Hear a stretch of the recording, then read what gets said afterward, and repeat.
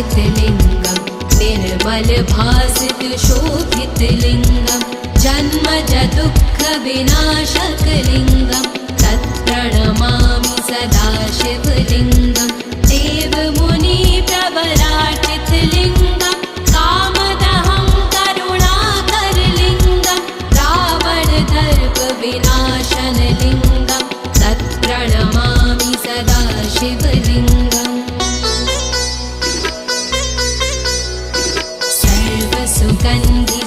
सर्वसुगन्धिसुलेपितलिङ्गं बुद्धिविवर्धनकारणलिङ्गं सिद्धसुरासुरवन्दितलिङ्गं तत्प्रणमामि सदा शिवलिङ्गं कनकमहामणिभूषितलिङ्गं फणिपतिवेष्टितशोभितलिङ्गं दक्षसूयज्ञविनाशनलिङ्गं तत्प्रणमामि सदा शिवलिङ्गम्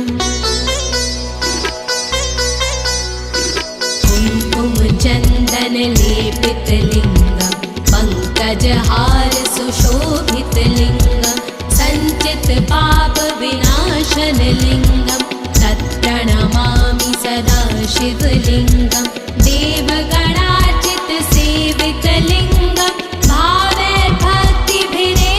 च लिङ्गं दिनकरकोटिप्रभाकरलिङ्गं तत्प्रणमामि सदा शिवलिङ्गम्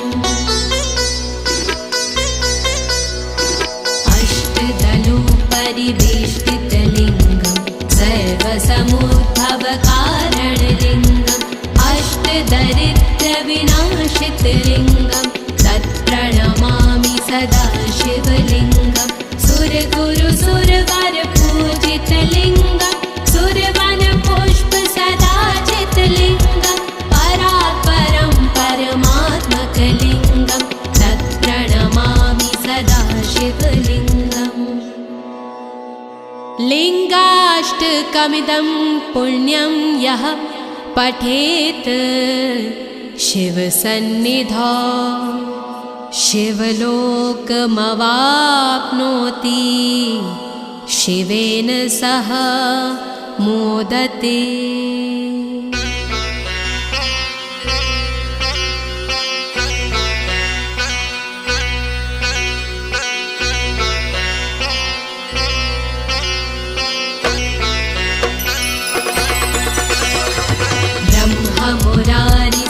ब्रह्ममुरारिसुरार्चितलिङ्गं निर्मलभासितशोभितलिङ्गं जन्मज दुःखविनाशकलिङ्गं तत्प्रणमामि सदा शिवलिङ्गं देवमुनिप्रवराचितलिङ्गं कामदहं करुणाकरलिङ्गं रावणदर्पविनाशनलिङ्गं तत्प्रणमामि सदा शिवलिङ्गम्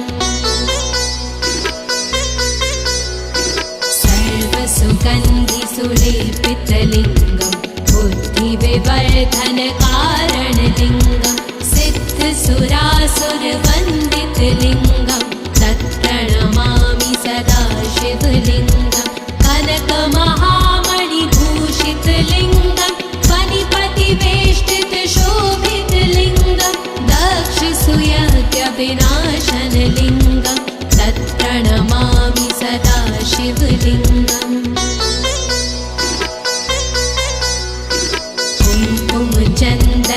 कुङ्कुमचन्दनलेपितलिङ्गं पङ्कजहारसुशोभितलिङ्गं सञ्चितपापविनाशनलिङ्गं तत्प्रणमामि सदा शिवलिङ्गं देवगणार्चितसेवितलिङ्गं भावैर्भक्तिभिरेव च लिङ्गं दिनकरकोटिप्रभाकरलिङ्गं तत्प्रणमामि सदा शिवलिङ्गम्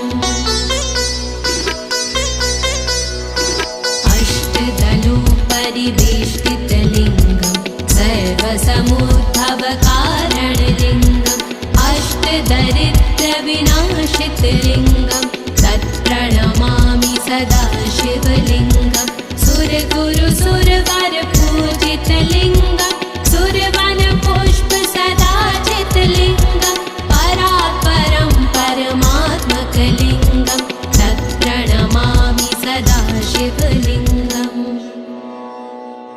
लिङ्गाष्टकमिदं पुण्यं यः पठेत् शिवसन्निधौ शिवलोकमवाप्नोति शिवेन सह मोदते।